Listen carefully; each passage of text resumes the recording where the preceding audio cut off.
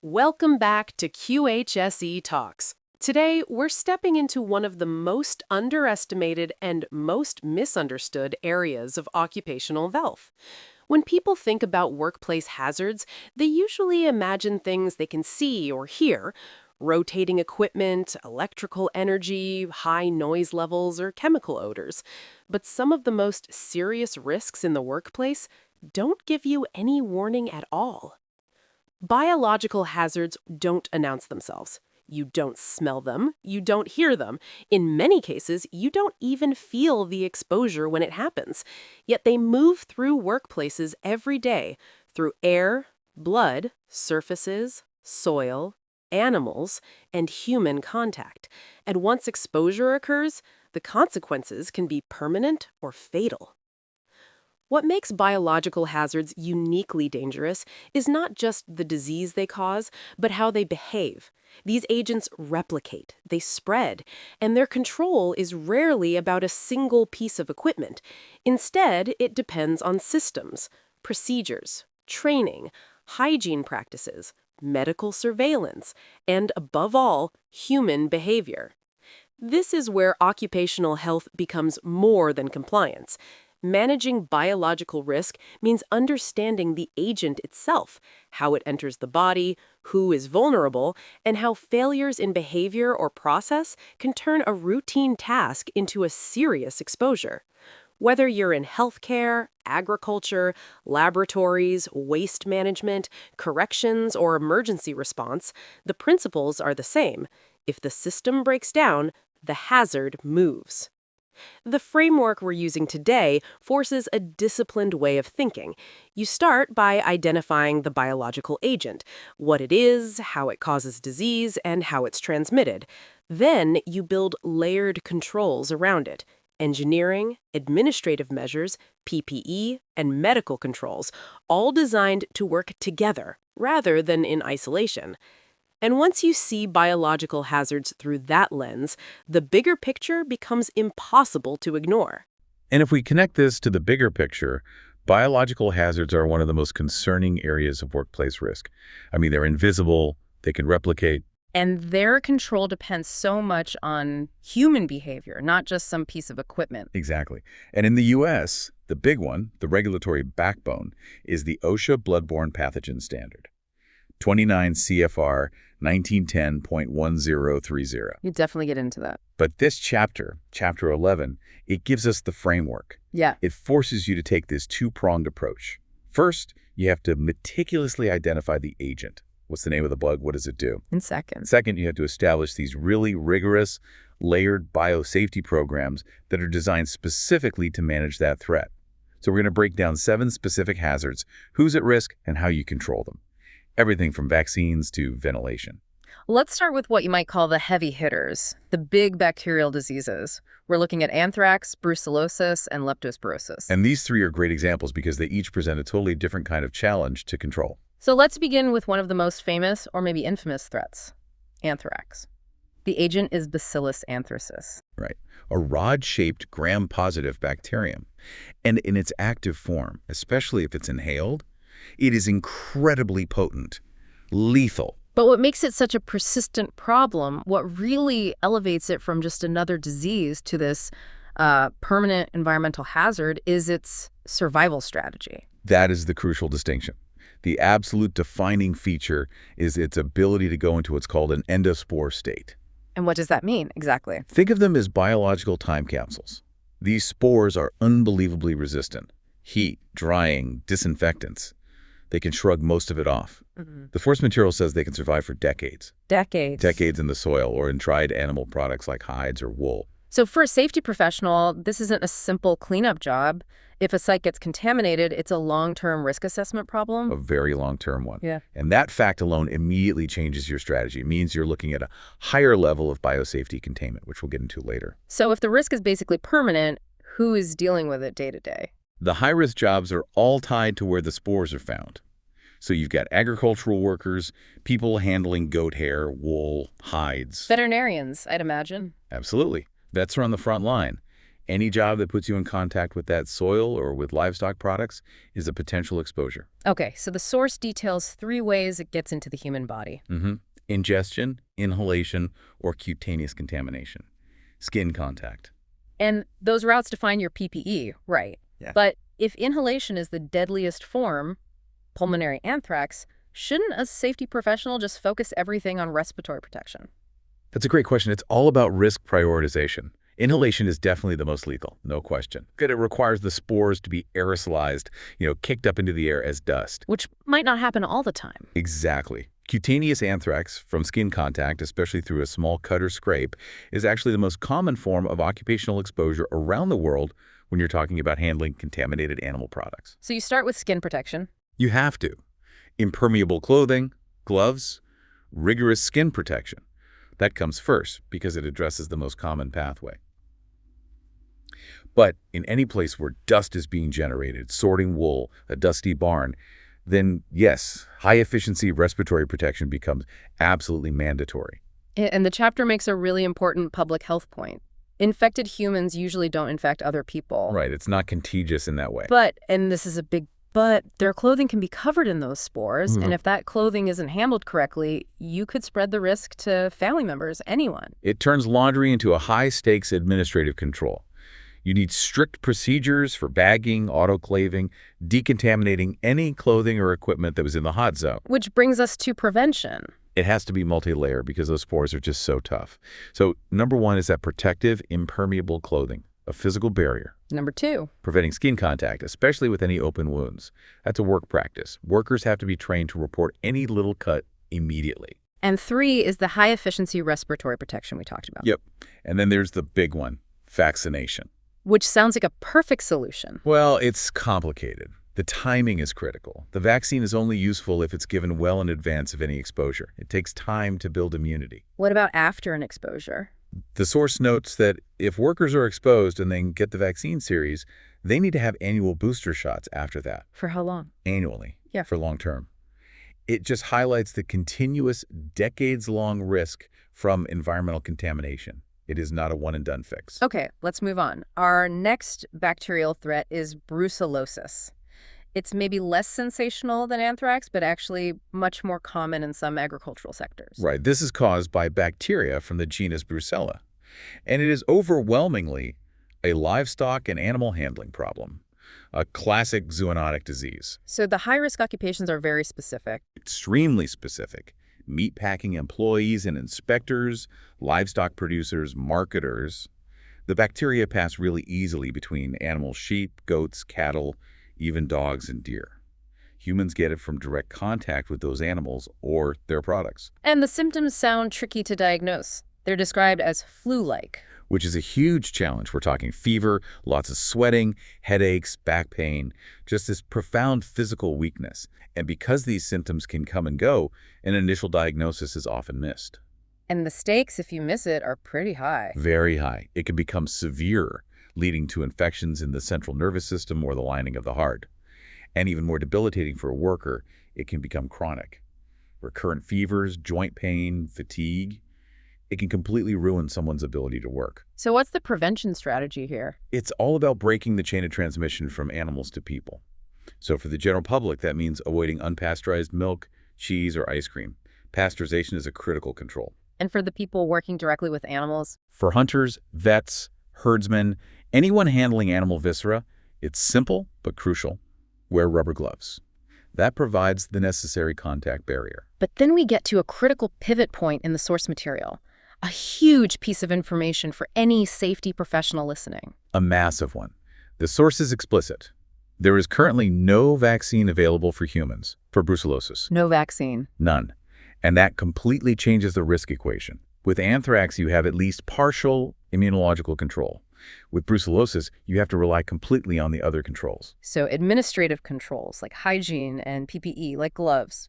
They're not just a backup. They're the only line of defense. They are the only effective line of defense for those workers. It forces you to rely on diligent human behavior and constant supervision, which is always a riskier proposition than an engineered solution or a reliable vaccine. It makes enforcing those work practices absolutely paramount. Okay, let's hit our third major bacterial threat, leptospirosis. This one is caused by bacteria of the genus Leptospira. And this one's unique. Its transmission isn't just about the animals themselves, but the contaminated environment they leave behind, specifically water and soil. So this casts a much wider net in terms of who's at risk. An astonishingly wide net. We're talking farmers, sugarcane workers, meatpacking employees, but also sewer workers, miners, even military personnel. What's the connection? The connection is exposure to water or soil that's been contaminated by animal urine, often from rodents or livestock. It's a powerful reminder that basic environmental sanitation is a form of biosafety control. And the symptoms, again, seem broad. Very broad. Some people have no symptoms at all. Others get a high fever, a severe headache, chills, muscle aches, vomiting. But the real danger is what happens if it progresses. Exactly. If it's not treated, the consequences are catastrophic. Kidney damage, meningitis, liver failure, respiratory distress. It can lead to death. For a safety professional, that means training workers that if they have flu-like symptoms after a known exposure, they need immediate medical attention. So how do you prevent it?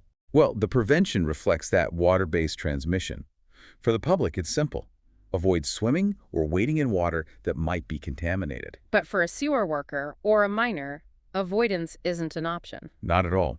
So for them, it's all about diligent use of protective clothing and footwear. Waterproof, puncture-resistant boots, barrier clothing to prevent any contact with contaminated water or sludge. And is there effective treatment? Thankfully, yes. This is a big difference from the others. Antibiotics like doxycycline or penicillin work very well. But there's a catch. The catch is timing. They have to be given early.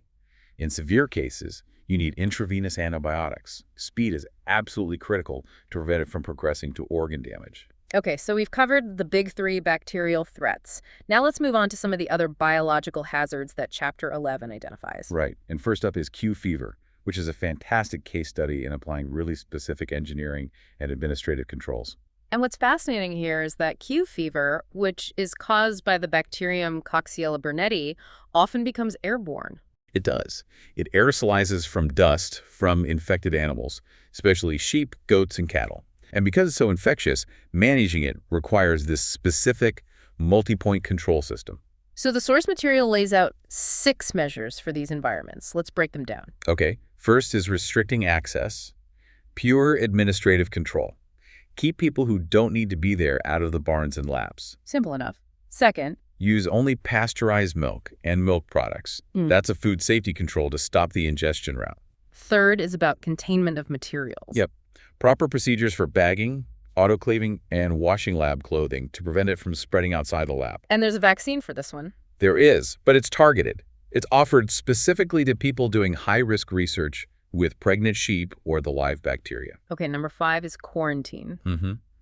Quarantining imported animals to make sure you're not bringing the pathogen into a clean facility. A supply chain control, really. And that brings us to the 6th point, which is where the real engineering control comes in. This is the critical one. It's about ensuring animal holding facilities are away from populated areas. And this is key implementing measures to prevent airflow to other occupied areas. And that's not just opening a window. Not at all. We are talking about directional airflow, using negative pressure. Explain what that means for our listener. It means the air pressure inside the contaminated room is kept slightly lower than the pressure in the corridor outside. So if you open the door, air always flows into the room, not out. It physically prevents contaminated aerosols from escaping. So it's an engineered safety feature built into the facility itself. It's the gold standard for high-level biosafety labs, BSL-3 and BSL-4. It's a passive, continuous level of protection that doesn't rely on a worker remembering to do something. It's always better. The chapter also lists several other hazards, right? Just by name. It does. It includes plague, tetanus, tuberculosis, tularemia, and also cat scratch fever. And even though it doesn't go into detail on all of them, it's important to recognize them. Absolutely. Tetanus is a known risk for outdoor workers, managed by vaccination. Tuberculosis is a huge risk in healthcare, which is why we have fit-tested N95 respirators. Tularemia, or rabbit fever, is another zoonotic risk for hunters and trappers. But it does give us a specific strategy for plague. Yes, and it's a great lesson in practical safety. The source says that trying to eliminate all the fleas and wild rodents from the entire natural environment is, well, it's impractical. You can't sanitize a forest. You can't, so you redirect your resources. The prevention strategy is to control the rodents and fleas right around where people live and work. So you build a strong defense at the boundary. Exactly. You combine environmental sanitation, like removing garbage, with public education, and, if needed, preventive antibiotics for someone who's been exposed. It's a perfect example of risk tolerance. Except the hazard exists out there, but rigorously control the interface. A critical lesson. Now let's shift to bloodborne pathogens. This is probably the most regulated area we'll discuss. For sure, thanks to that OSHA standard. And the chapter gives us specific details on 2 types of hepatitis. Hepatitis A virus, or HAV, is listed as being spread how? Primarily through the fecal-oral route. Control here relies on classic public health measures: strict hygiene, hand-washing protocols, sanitation. Okay, simple enough. But then there's hepatitis B, or HBV. And this is a completely different ballgame. HBV is transmitted by percutaneous, meaning through a puncture in the skin or mucous membrane exposure to infectious blood or body fluids containing blood. And that difference is monumental. HAV control is about bathroom hygiene. HBV control is about engineering. That percutaneous risk is the entire reason the OSHA bloodborne pathogen standard exists. So for the professional listening, what are the core requirements of that standard? It mandates 3 things. Okay. First, a written exposure control plan. Second, the use of engineering controls things like safer needle devices, sharps disposal containers. And third, Third is work practice controls, PPE, hygiene, what you can and can't do in certain areas. And of course, the standard mandates that the hepatitis B vaccine series be offered to all employees who have occupational exposure. It's a complete layered system. so it's not just suggesting you use safer needles. It's mandating it. It's Yeah. a perfect example of applying the hierarchy of controls. You're substituting the hazardous conventional needle with a safer engineered alternative. And finally, in this section, the chapter makes sure we look beyond bacteria and viruses. It includes a fungal hazard. Right. Aspergillus. It's a common mold that can cause a disease called aspergillosis. And who is at risk here? The occupational link is very clear. Farmers and grain workers. They can be exposed to really high concentrations of airborne mold spores during harvest or while working in grain silos. So how do you control that? The controls are much more like what an industrial hygienist would use. Dust suppression techniques to keep spore counts down, and then, potentially, respiratory protection designed for particulates, like an N95 respirator. It's a shift from infectious disease management to airborne particulate control. Okay, so we've gone through the specific agents. Now let's talk about the how, the management systems for controlling these hazards. This is the toolkit for the safety professional. Here's where it gets really interesting. The chapter lays out 3 primary preventative measures for biosafety, which is really just the hierarchy of controls applied to biology. Exactly. The first is laboratory practice and techniques. These are your administrative controls, your SOPs, your training. The second is safety equipment. That's your PPE, but also things like biological safety cabinets. And the third, and maybe most important, is facility construction and design. These are your pure engineering controls. The ventilation, the surfaces, the physical layout of the building. So you can't just rely on one thing. Never. A good biosafety program knows that humans will make mistakes. So you build in redundancy. You have the training, you have the PPE, and you have the engineered facility all working together as an integrated fail-safe system. And to standardize how you apply these 3 layers, the safety world uses a classification system. Biosafety levels, or BSLs. The chapter states there are 4 levels, Thailand A, 3, and 4. And this is probably the most important single concept in the entire chapter. Why is it so important? Because these levels dictate the minimum standards for everything: the practices, the equipment, the facility design. And the level is chosen based on the risk of the agent you're handling, its pathogenicity, how it's transmitted, whether there's a treatment. Okay, so let's walk through them. What's BSL-1? BSL-1 is for agents that aren't known to cause disease in healthy adults. Think of a high school biology lab working with non-pathogenic E. coli. The controls are basic. Standard practices, open benchtops. Then what's the jump to BSL-2? BSL-2 is the most common level for clinical or diagnostic labs. It's for agents that are a moderate risk. They might cause disease, but there are usually effective treatments available, things like hepatitis B or Staph aureus. So what are the extra controls? Here you introduce biological safety cabinets for any procedure that might create an aerosol. PPE is mandatory, access to the lab is restricted while work is happening, and you need an autoclave nearby to decontaminate waste. Now we get to the big jump, BSL-3. This is where those diseases we talked about earlier come into play. This is a major leap in control and cost. BSL-3 is for agents that can cause serious or potentially lethal disease, especially through inhalation. This is where you'd handle things like live Bacillus anthracis spores, tuberculosis, or plague. And the controls are systemic. Totally. Specialized PPE is mandatory, often full scrubs, maybe powered air-purifying respirators. But the huge change is the facility itself. The lab has to be physically separate from public areas. You have to have that controlled directional airflow, the negative pressure we talked about with Q fever. So airflow's in, not out. Always. And it's exhausted outside, not recirculated. You also have to go through 2 sets of self-closing doors to get in or out. And that leaves BSL-4, the maximum containment level. The highest level. This is for the most dangerous and exotic agents that pose a high risk of aerosol transmission and cause diseases for which there are often no vaccines or treatments. Think Ebola or Marburg virus. What does that look like? It's basically a completely isolated, sealed containment module inside a larger building. Workers change into scrubs, enter the lab, and work in full-body positive pressure spacesuits. They shower on the way out. Everything that leaves the lab has to be decontaminated in a special double-door autoclave or a chemical dunk tank. It's extreme. So these 4 levels give you a clear, proportional roadmap. You match the level of control to the level of risk. Precisely. You don't build a BSL-4 facility to handle a BSL-1 agent, but you absolutely must enforce BSL-3 protocols if you're working with, say, high concentrations of anthrax spores. The BSL framework is the system that brings all the pieces of this chapter together. So we've covered a huge amount of ground in this deep dive. We started with those specific bacterial threats, anthrax and its incredible endospores. Brucellosis, where the lack of a vaccine makes work practices everything. And leptospirosis, the widespread waterborne hazard where recognizing those early flu-like symptoms is just critical. Then we looked at the structural controls for threats like Q fever, using engineering like negative air pressure.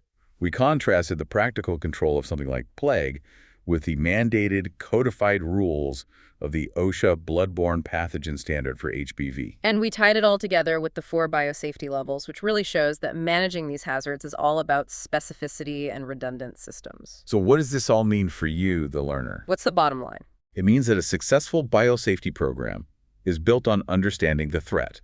You have to connect the science of the bug to the design of the work environment. The really tenacious nature of something like an anthrax endospore demands those rigid, multi-layered controls engineering, admin, and PPE. That redundancy isn't a luxury. It's the very definition of effective biological safety. So let me leave you with a final thought to explore. Okay. The source material notes elsewhere that acute beryllium disease, which used to be a major occupational illness, is now incredibly rare. It's become a historical disease because of strict regulations and engineering controls that keep exposures very low. An success story. A huge success story. So the question is this.